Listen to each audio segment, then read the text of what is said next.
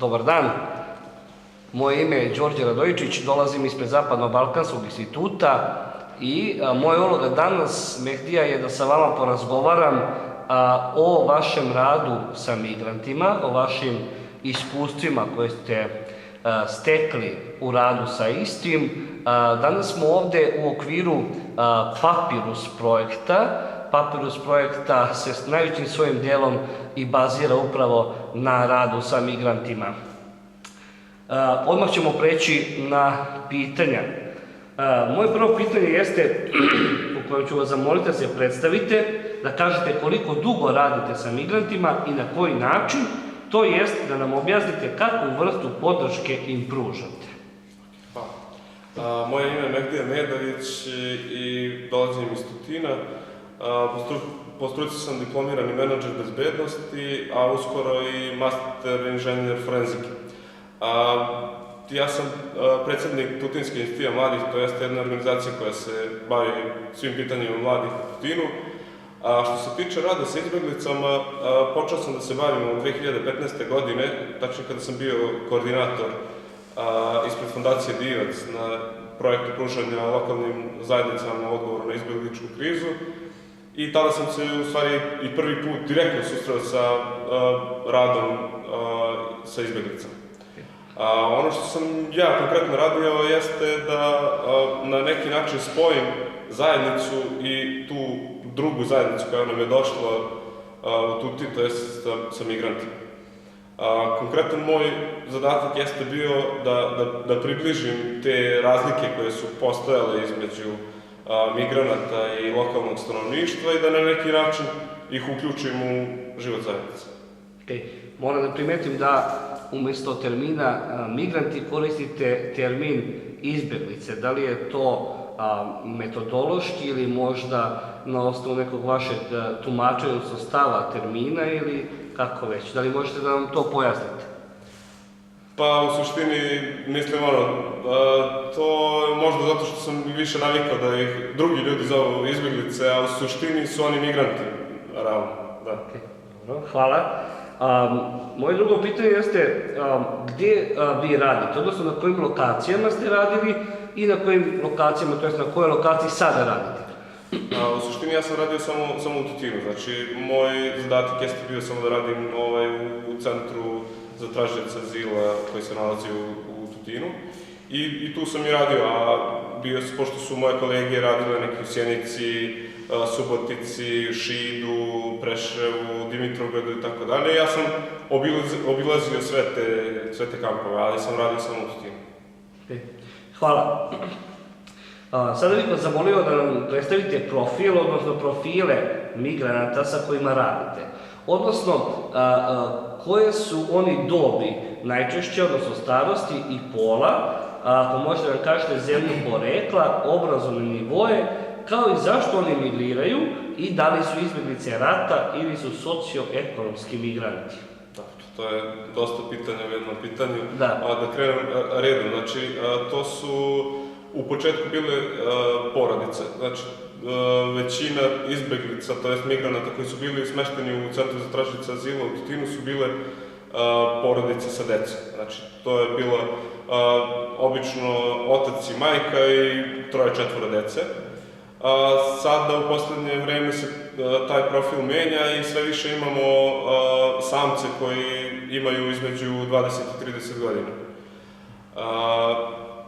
Što se tiče porekla zemalja odakle dolaze, takođe se to vremenom menja, pa smo imali u početku najviše Sirijaca, pa se to polako menjalo na Irak, Afganistan, sad sve više imamo Iračane, Afganistance i Pakistance. Što se tiče da li su oni... Obrazovnog nivoa, i to se menjalo, znate, dok su bili oni koji su dolazili iz Sirije, to su većinom bili obrazovani ljudi koji su imali svoje porodice i oni su zaista napuštali svoje zemlje zato što je njihova zemlja bila zahvaćena ratom. Ta obrazovna struktura se menja i sa tom promenom porekla izbjeglica, tako da sad što više imamo ljudi iz Afganistana i Pakistana, taj nivo obrazovanja pada. Tako da retko ko od njih ima sad trenutno završen neki fakultet. Ili su možda počeli, ili su završili samo srednju školu. Ok. Drugi deo pitanja jeste zašto mislite vi da oni migriraju? Da li su izbjeglice rata ili su po vašem mišljenju više socioekonomski migranti? Znači, ono što sam malo pre rekao jeste da ovi koji su došli iz Sirije, oni su stvarno izbjeglice rata, a ovi koji dolaze iz Iraka, možemo da kažemo da su i oni delom izbjeglice rata, ni cela teritorija Iraka zahvaćena nekim ratom, ali su oni koji nisu zahvaćeni ratom iskoristili tu priliku da i oni mogu da dođu u Evropu, tako da su iskoristili, da kažem, taj trenutak da pređu granice ilegalno. A sad što se tiče Pakistana, znači ja iskreno nisam čuo da se u Pakistanu ratuje. U Afganistanu takođe postoje neke tenzije, tako da ne bih mogao da kažem ni da jesu ni da nisu, možda jesu određenom procentom, nisam siguran. Hvala puno. Moje naredno pitanje se odnosi na veštine. Koje sve veštine vi morate da poznajete da biste uspešno radili sa migrantima i ako možete i ako hoćete, ispričajte nam neku situaciju kada vam je koristilo poznavanje određenih veština. U suštini tu veština komunikacije je, čini mi se, najbitnija veština. Znači, ako znamo da iskomuniciramo, ako znamo da priđemo na pravi način tim ljudima, onda možemo i da ostvarimo neki cilj koji zaista hoćemo. Tako da, imalo je prilika kada sam ja zajedno sa mladima iz Tutina organizovao određene volonterske akcije, na primjer čišćenje snega, jer je Tutin poznat po tome da su zime teške sa ogromnim količinama snega, tako da smo mi u nekim situacijama organizovali te akcije čišćenja snega sa trotara, zajedno sa volonterima iz Tutina i sa korisnicima Centra za tražioce azila. Takođe imali smo i ekološke akcije, sađenje cveća, čišćenje smeća i tako dalje. Tako da, najbitnije čini mi se ta komunikacija. Ok, hvala. Koliko je vama, Mehdija, poznavanje omladinskog rada važno u ovom poslu? Pa, važno je u velikoj meri, jer da nisam i pre imao nekog iskustva u radu sa mladima uopšte, sa mladima iz Tutina, verovatno ne bih na određen način mogao da razumem te ljude koji su došli tu i ne bih znao možda da iskomuniciram sa njima, da se dogovorim, da pokrenem te neke akcije koje smo radili. Ok. Sad imamo još jedno pitanje koje se odnosi na veštine, odnosno na obuke vas kao omladinskih radnika. I nama je bitno da znamo koliko je zapravo važna obuka omladinskih radnika koji rade sa migrantima i kakva obuka mislite da im je najpotrebnija i zašto? Omladinski radnici? Da. Pa omladinskim radnicima sad zavisi kog su profila, to jest kog su obrazovanja radnici i čime konkretno žele da se bave. Možda neke obuke koje se tiču psihosocijalne podrške bi dobrodošle u radu sa migrantima, jer su to ljudi koji su prešli ogroman put, prešli su kroz različite situacije koje su i oni nama pričali, ne znam, od prelaska preko mora u određenim čamcima, preko, ne znam, bugarske granice, preko nekakvih šuma, sve dok nisu došli do naše države. Znači, moramo da posjedujemo te veštine da bismo mogli da im olakšamo sve to što su preživeli. Da, i da se ne osjećaju prihvaćenijim. Da. Ok, hvala. Da li možete sada da nam ispričate neku situaciju kada ste se susreli sa nekim izazovom u radu sa migrantima i kada ste pomislili prosto da bi vam baš bilo korisno da poznajete neku određenu veštinu?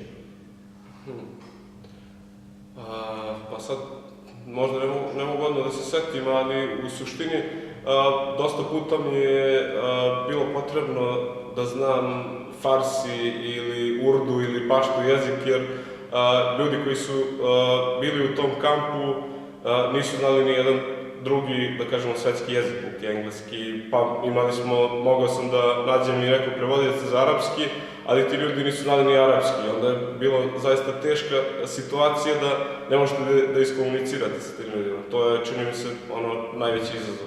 Na koji način ste uspevali, u kojoj meri ste uspevali da prevaziđete jezičku barijeru?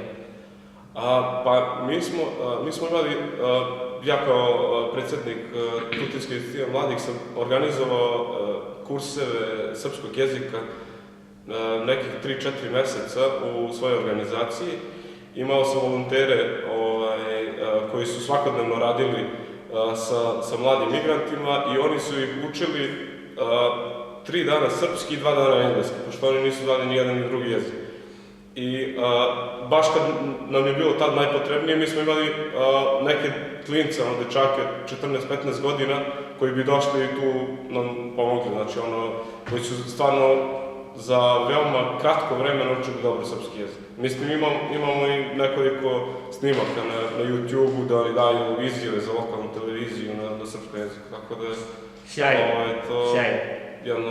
Mislim, i mi smo njima pomogli da lakše komuniciraju sa zajednicom, a pomogli smo i sebi, jer kad god ne bismo mogli da komuniciramo sa nekim, pozvali bi nekog od njih, tako da smo, eto, na taj način prevazišli taj problem. Da. Medija, šta ste vi naučili od migranata radeći sa njima? Pa naučio sam da budem mnogo humaniji. Ne znam, od tad pa sve do danas sve više uživam u tome da radim neke humanitarne akcije, humane akcije, da pomažem drugim ljudima, tako da oni su me tome naučili. Okej. Šta je ono što vas inspiriše i što vas pokreće u ovom poslu? Pa pokreće me ta želja da pomognem drugom, jer ako pomognem nekom drugom, čini mi se da taj način najviše pomažem sebi. Na taj način se osjećam i ja mnogo ispunjenije i lepše i bolje. U suštini, to što radim stvarno onako iz ljubavi prema tom poslu i iz ljubavi prema ljudima. I ne znam, pošto ja radim i neke druge stvari preko kojih mogu da steknem određen kapital i nisam zavistan od toga da, ne znam, da moram da zarađujem da bih radio sa migrantima. Znači, ja imam privatan posao od kog, ne znam, zarađujem za sebe, a to sve što radim onako čisto iz ljubavi. Sjajno. Da li možete sada da nam date neki primer kada ste nekako najviše bili ponosni na sebe i svoj tim s kojim radite u radu sa migrantima? Pa to što mi je sad prvo palo na pamet jeste i ono što je najviše ostavilo utiska i na, ja mislim da je možda još uvek, možda i nije, direktorka USAID-a za Srbiju, Aza Elab, kad je dolazila u Tutin da poseti naš kamp.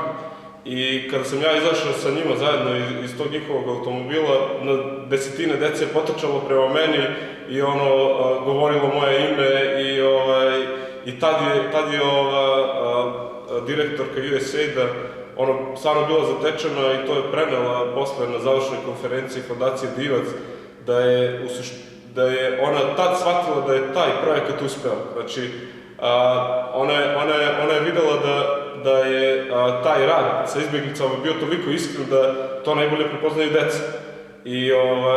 I to je stvarno ostavilo najjači utisak i na mene, ali stvarno i na nju. Kad vi vidite barem 15-20 dece da trčaju u glas, govore vaše ime, to je zaista neopisivo. Za ponos. Da. Ponos. Okej, hvala Medija. Naredno pitanje se opet negde odnosi na izazove, pa ću ja da vas pitam o izazovima koji su se vama desili, a koje ne biste voljeli da se dese drugima.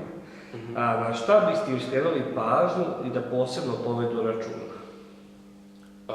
Na ljudi koji rade sa izbjeglicama, sa migrantima. Pa, znate kako, pošto sam ja radio za nevladinu organizaciju, to je za Fondaciju Divac, sa institucije u kojoj vi radite je državna institucija, odnosno Centar za tražioce azila.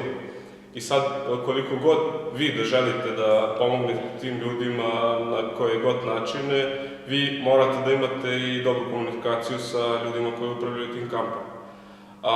Na moju nesreću desilo se to da u jednom trenutku ja nisam mogao da ostvarim ono što sam ja želeo, to jeste da pomognem tim ljudima na taj način, jer ljudi koji su upravljali tim kampom to meni nisu dozvolili.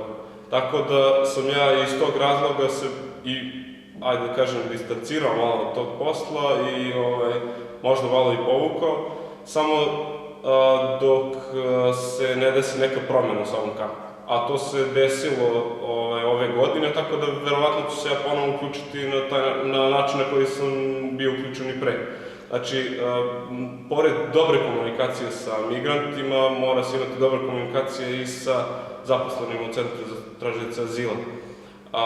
Ono što je neka moja bila želja, cilj, jeste da te ljude što više uključimo u rad i život zajednice. Međutim, možda taj neki interes upravnika, kampova i tako dalje, možda nije bio to cilj. Njima, čini mi se da je bio cilj da se obezbedi neki osnovni uslovi za život tih ljudi. Znači da oni imaju da jedu, da imaju da spavaju i da je to to. Ja nisam bio zadovoljan time i hteo sam da te ljude na neki bolji način uključim u zajednicu, da ih integrišem, da kroz određene projekte oni prođu neke obuke i da, ne znam, nama, na primjer, trebaju neka radna snaga, da vidimo, na primjer, da li ti ljudi mogu da rade u nekim određenim fabrikama za preradu drveta, u nekim zanatskim radnjama i tako dalje, i tako dalje.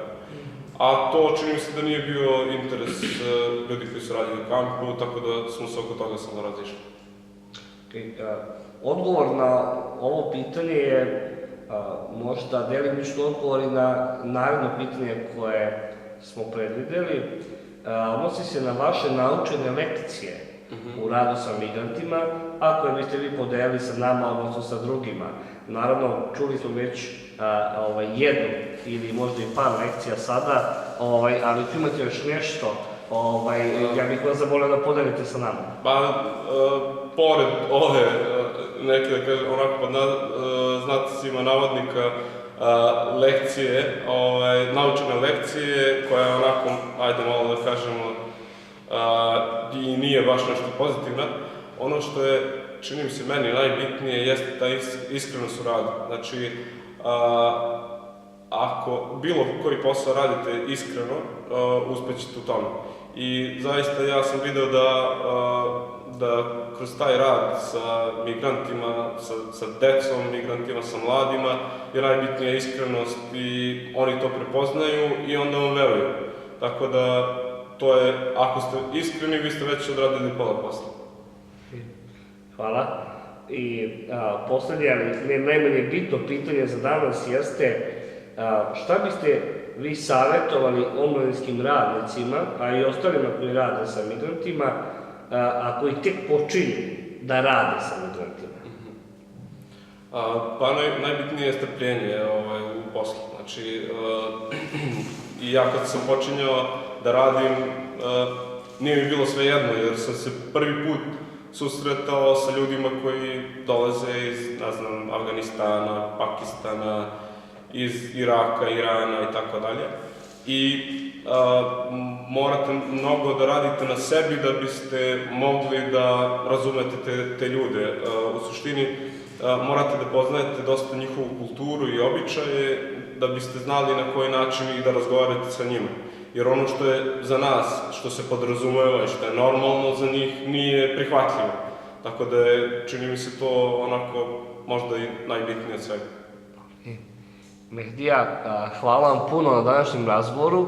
Siguran sam da će vaše izlaganje privući pažnju onih koji rade stalno sa migrantima ili koji počinju tek da rade sa migrantima, a možda će biti interesantno i migrantima koji su već, možda baš uz vašu pomoć i pomoć vaših kolega, delimično naučili naš jezik ili engleski jezik. Hvala još jednom i nadam se da ćemo opet sarađivati. Meni je zaista bilo zadovoljstvo da o ovoj temi govorim, jer nemam tu priliku da često govorim o ovoj temi otvoreno. Tako da mi je zaista bilo zadovoljstvo, a zadovoljstvo mi je i kad vidim te ljude danas koji su otišli pre 3-4 godine iz kampa iz Tutina, koji mi, ne znam, šalju poruke za Novu godinu, kada ih vidim u nekim evropskim zemljama gde su se već, da kažemo, snašli, gde su se uključili u tu zajednicu u kojoj se trenutno nalaze, tako da zaista mi je bilo zadovoljstvo danas što sam pričao o tome. Hvala još jednom.